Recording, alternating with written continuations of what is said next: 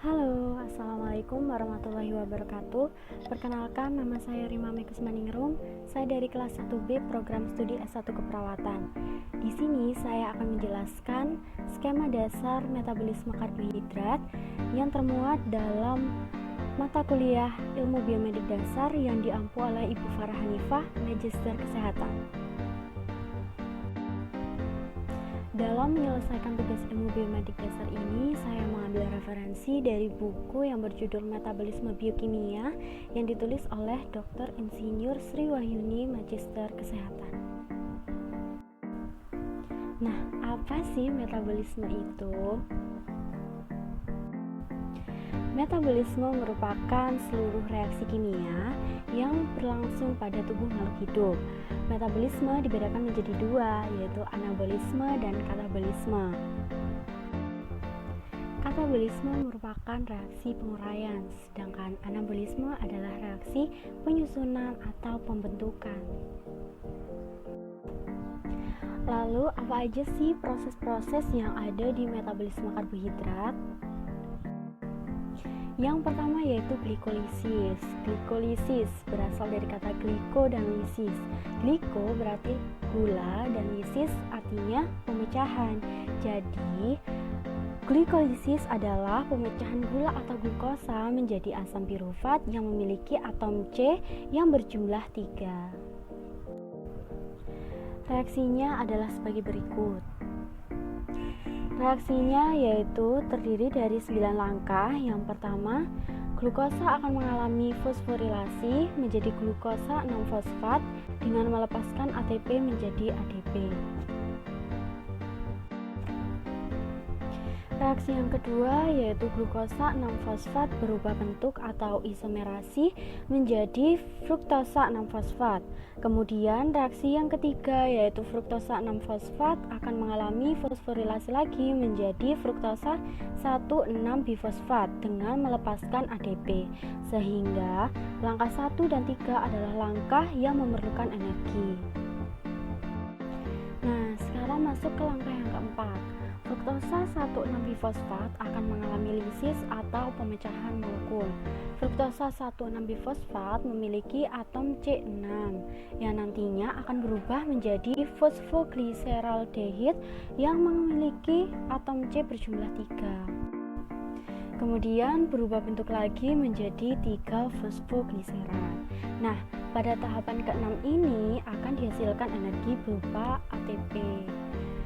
Kemudian tahapan ke-7 yaitu 3 fosfogliserad akan berubah bentuk menjadi 2 fosfogliserad dan berubah lagi menjadi fosfoneopirufat.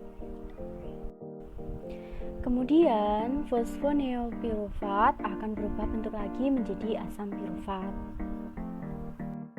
Nah, ketika tahapan yang ke-9 ini akan dihasilkan energi dalam bentuk ATP.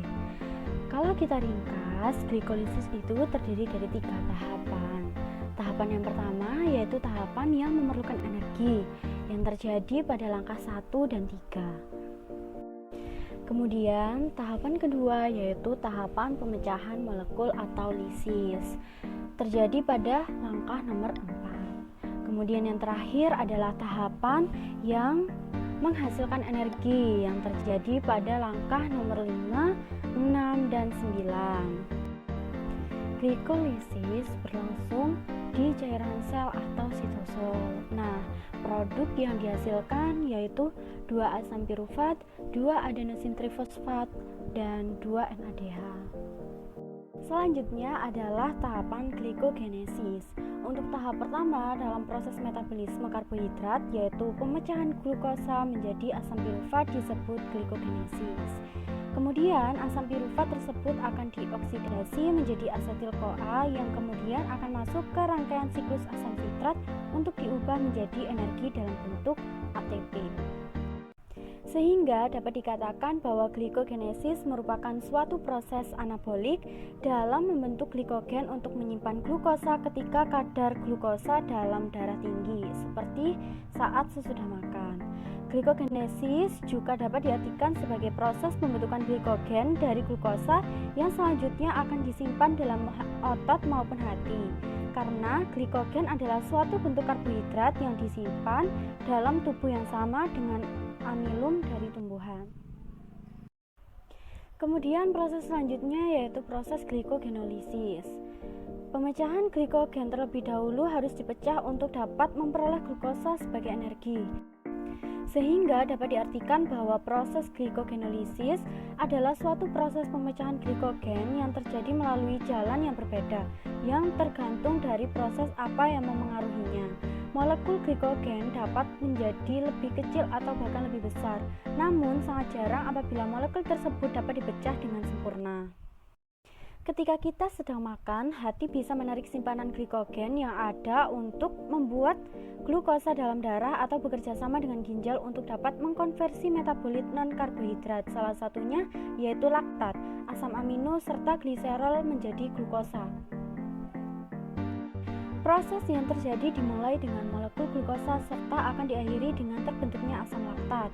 Reaksi yang berlangsung dibedakan menjadi dua fase, yaitu pada fase pertama, glukosa akan diubah menjadi trifosfat melalui proses fosforilase, sedangkan untuk fase kedua akan dimulai melalui proses oksidasi triosafosfat sampai terbentuk asam laktat.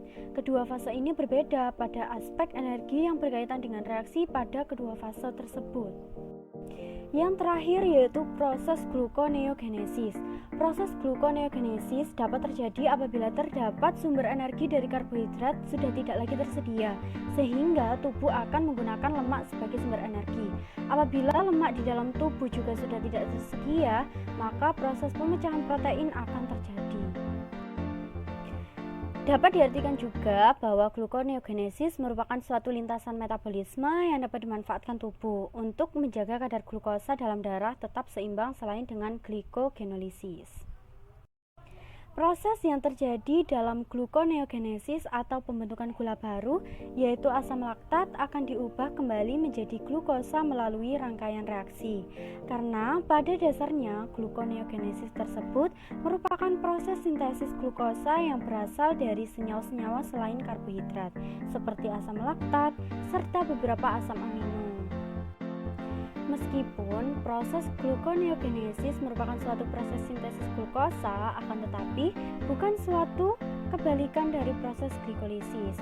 Sebab dalam tahap reaksi glikolisis terdapat 3 tahap yang tidak reversibel, yang mana dapat diartikan dalam prosesnya memerlukan enzim lain untuk kebalikannya, seperti glukosa ditambah ATP menjadi heksokinase glukosa 6-fosfat ditambah ADP. Fruktosa 6-fosfat ditambah ATP fosfofruktokinase menjadi fruktosa 1,6-difosfat plus ADP. Fosfoenol pirufat ditambah ADP pirufat kinase menjadi asam pirufat ditambah ATP. Dengan ketiga tahap reaksi yang tidak reversibel tersebut menyebabkan proses gluconeogenesis dapat berlangsung melalui tahap reaksi lain, seperti fosfoenol pirufat akan dibentuk dari asam pirufat dengan pembentukan asam oksaloasetat. Nah, dari penjelasan tersebut dapat disimpulkan bahwa glikolisis yaitu di mana glukosa di metabolisme menjadi pirufat dalam proses aerob menghasilkan energi berupa 8 adenosin trifosfat atau laktat, dalam proses anaerob menghasilkan 2 adenosin trifosfat. Kemudian glikogenesis yaitu proses perubahan glukosa menjadi glikogen di heper atau hati yang berfungsi untuk mempertahankan kadar gula darah, sedangkan di otot bertujuan untuk kepentingan otot sendiri dalam membutuhkan energi. Lalu, glikogenolisis yaitu proses perubahan glikogen menjadi glukosa atau kebalikan dari glikogenesis.